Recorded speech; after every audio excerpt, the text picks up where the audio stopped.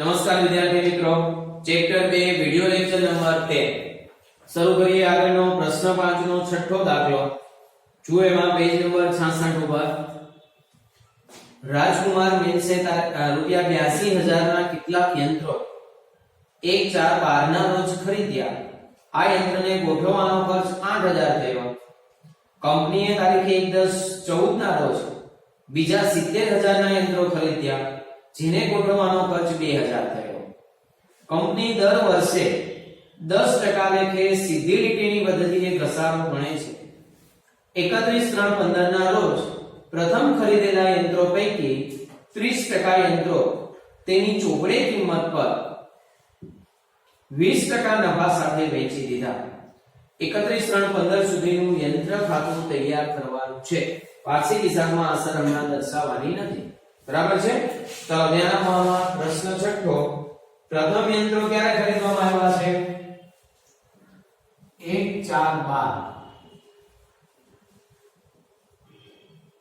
ખરીદવામાં આવ્યા છે. તેની પડતર કિંમત નક્કી થાય એટલે અહીંયા લખવાનું સી. આગળના દાખલામાં અહીંયા બાકી આવી ગઈ, પડતર કિંમત આપેલી નહોતી.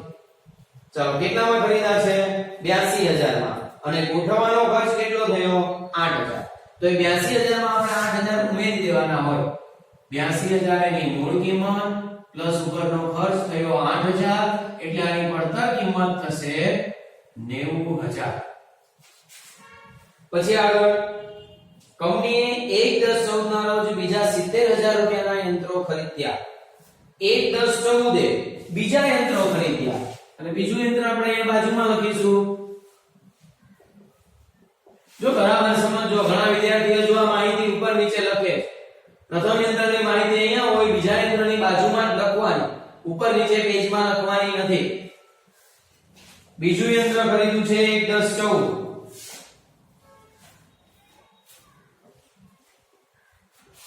કેટલામાં ખરીદ્યા એની બી પડતર કિંમત નક્કી થશે. તો ખરીદેલા છે 70,000 માં અને ગોઠવવાનો ખર્ચ થયો 2,000. એટલે 70,000 માં 2,000 ઉમેરવાના. 70,000 પ્લસ 2,000 એટલા યંત્રો થશે 72,000. સીધી લીટીની રીત 10% લેખે ઘસારો ગણાય છે. એટલે ઘસારાનો દર બંનેમાં સરખો આવે 10%. બરાબર છે. 31/3/15 ના રોજ પ્રથમ ખરીદેલા યંત્રો પૈકી 30% યંત્રો તેની ચોપડે કિંમત પર 20% નફા સાથે વેચી દીધા. પ્રથમ ખરીદેલા યંત્રો એટલે આ યંત્ર વેચ્યું છે. કઈ તારીખે વેચ્યું છે? 31/3/15.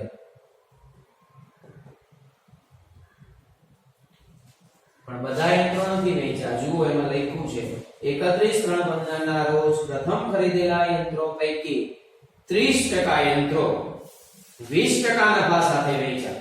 એટલે આ તારીખે જેટલા યંત્રો હોય ને એના 30% ગણવાના. 30% વેચી દીધા, પણ કઈ રીતે? 20% નફા સાથે. ચાલો, બરાબર છે. 31/3/15 સુધીનું યંત્ર ખાતું બનાવવાનું છે. હવે અહીંયા બરાબર સમજો. પહેલું તો આ સરખા હપ્તાની રીત છે.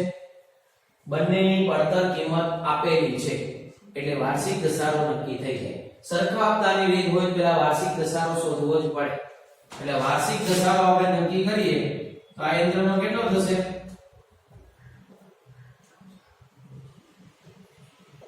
કઈ રીતે નક્કી થશે? કેટલી પડતર કિંમત છે? 90,000. 90,000 ના 10% કેટલા થશે બોલો? 9,000 રૂપિયા.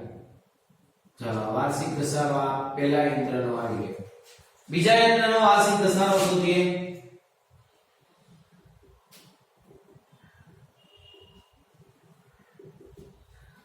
કેટલું છે આ? 72,000 નું યંત્ર. એના કેટલા ટકા? 10%. એટલે કેટલો થશે?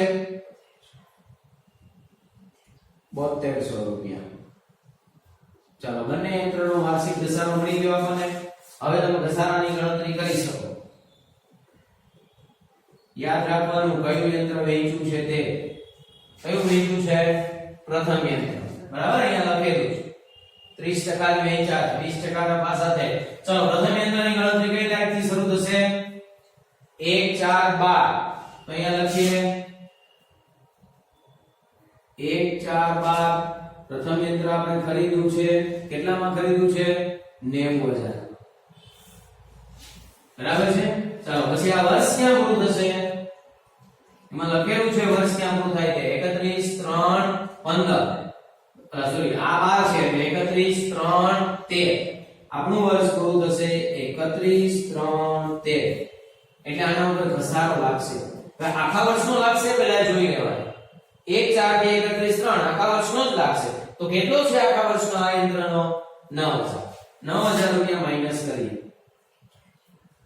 એટલે અહીંયા કેટલા બચે 81000 ચલો 81000 નવું વર્ષ શરૂ થયું નવું વર્ષ એટલે તારીખ કઈ આવશે 1 4 13 ફરી પાછું આ વર્ષ પૂરું થાય 31 3 14 પણ પહેલા આની પહેલા યંત્ર વેચ્યું તો નથી ને જોવા વેચ્યું છે ના નથી વેચ્યું 31 3 15 એ વેચાયું છે મતલબ કે ઘસારો ગણવાનો ચલો ઘસારો કેટલો થશે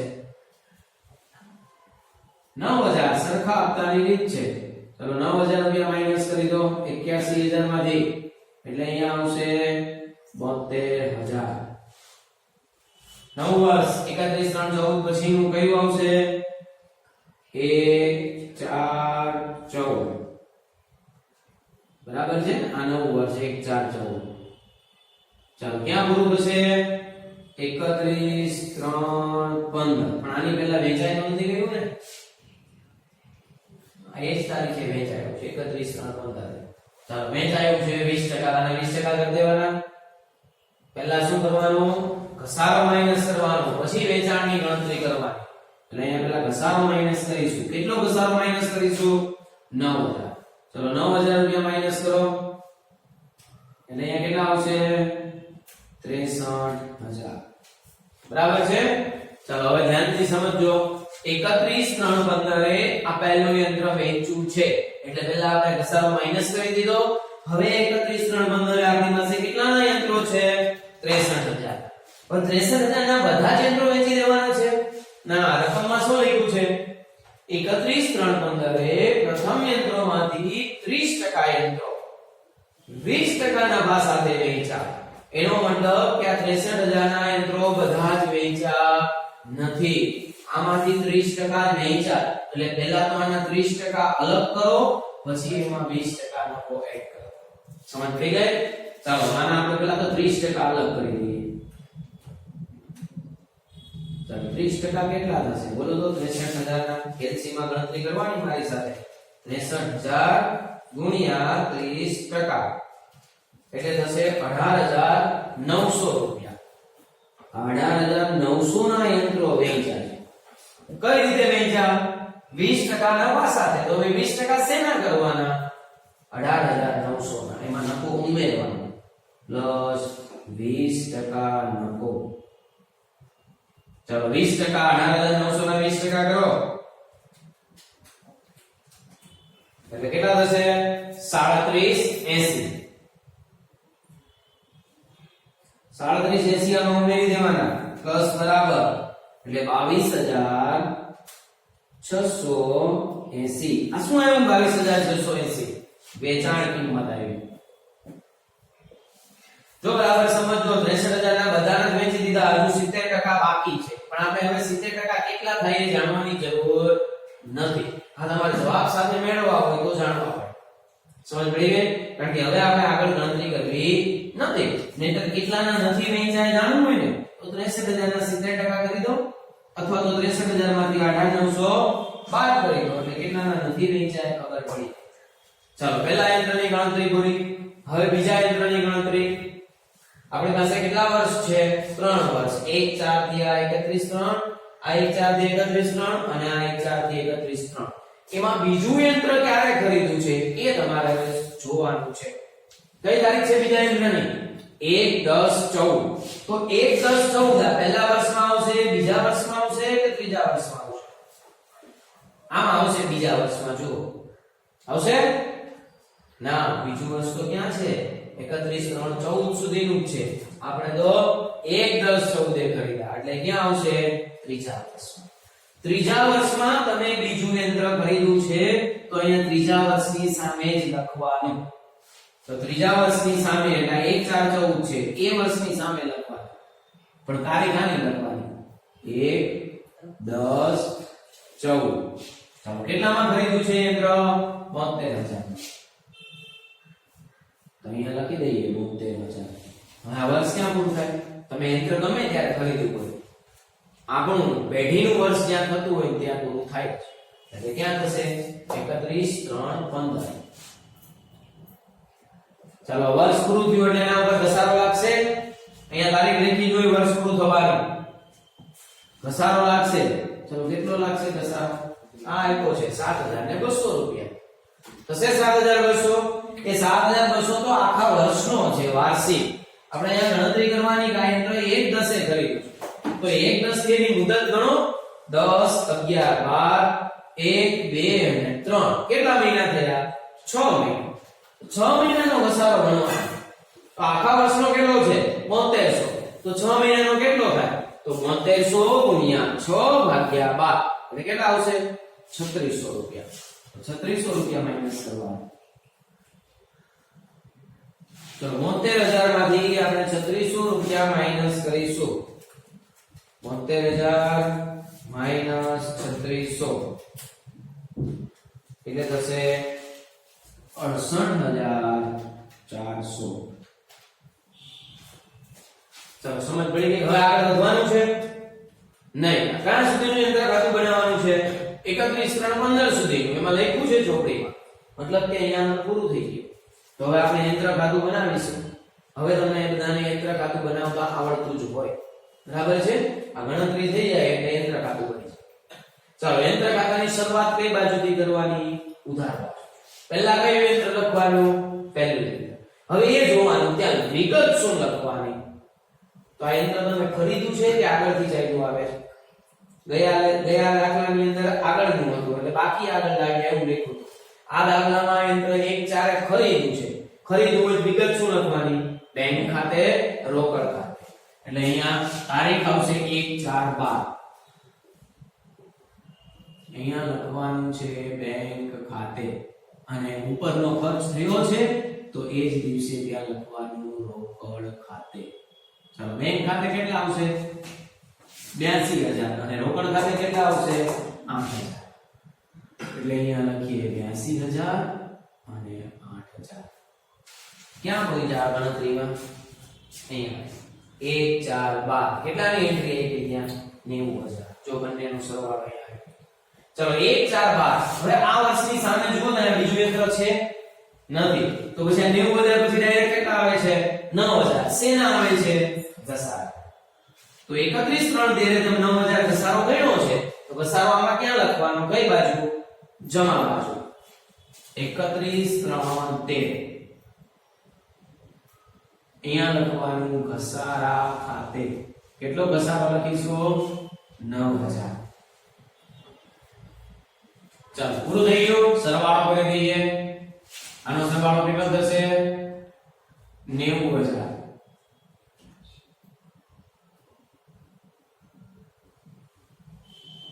અહીંયા 90000 લખી એમાંથી 9000 માઈનસ કરવાના એટલે આવશે 81000. ચાલો 81000 ની સામે 8 તારીખ લખવાનું શું? બાકી આગળ લઈ ગયા. આ એક વર્ષનું યંત્ર ખાતું પૂરું થયું. હવે બીજા વર્ષનું એટલે બાકી ફરી પાછી અહીંયા લાવવી પડશે. તો 81000 અહીંયા લાવીએ. તારીખ કઈ લખીશું?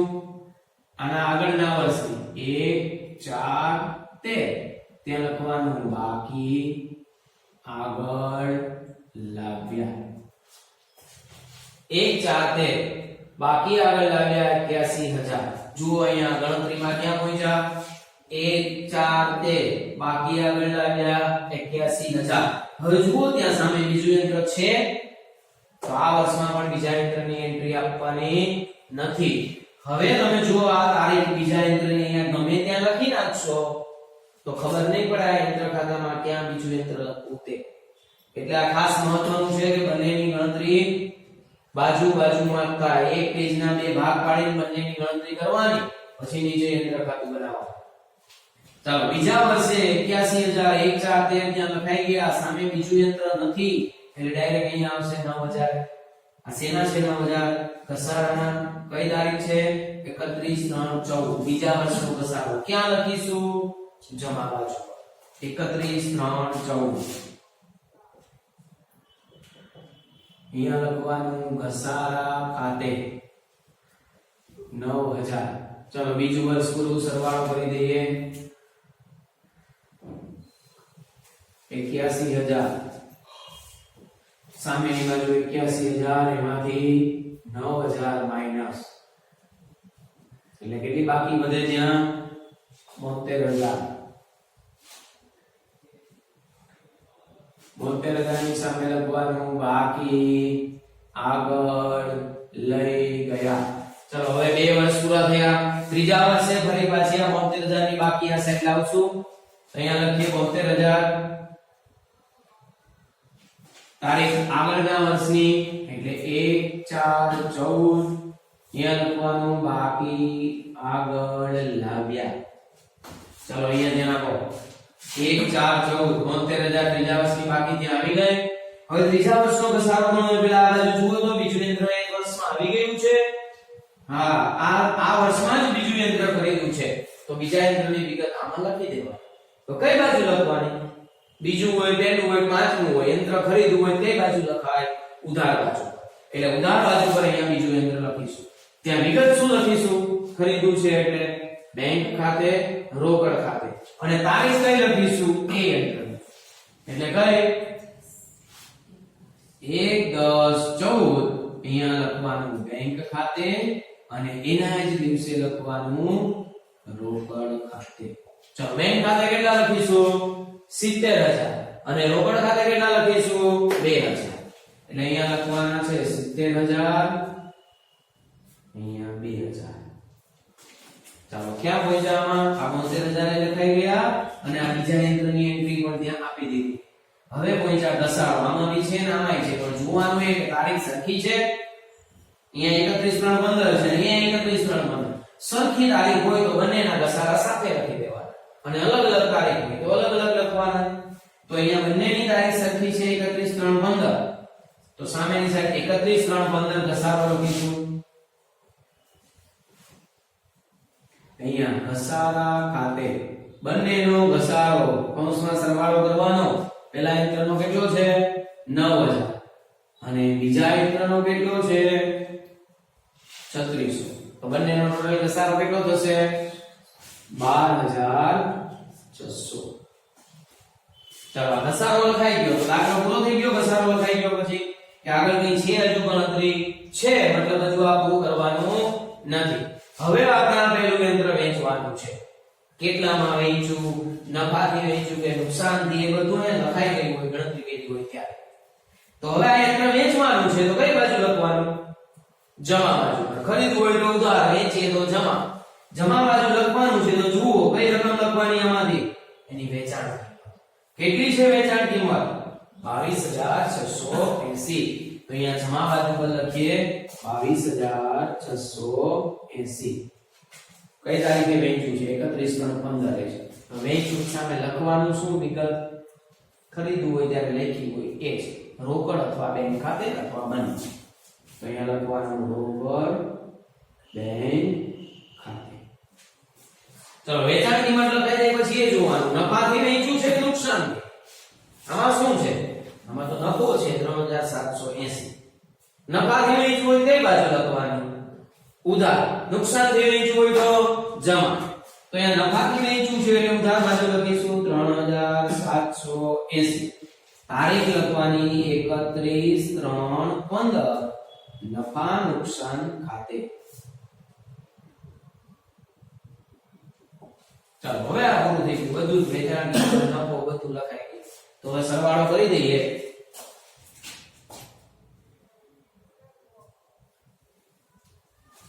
ચાલો પહેલા આવશે 72000 પ્લસ 70000 પ્લસ 2000 પ્લસ 3780. એટલે થશે 1,47,780. 1,47,780 અહીંયા જમા બાજુ પર લખીએ.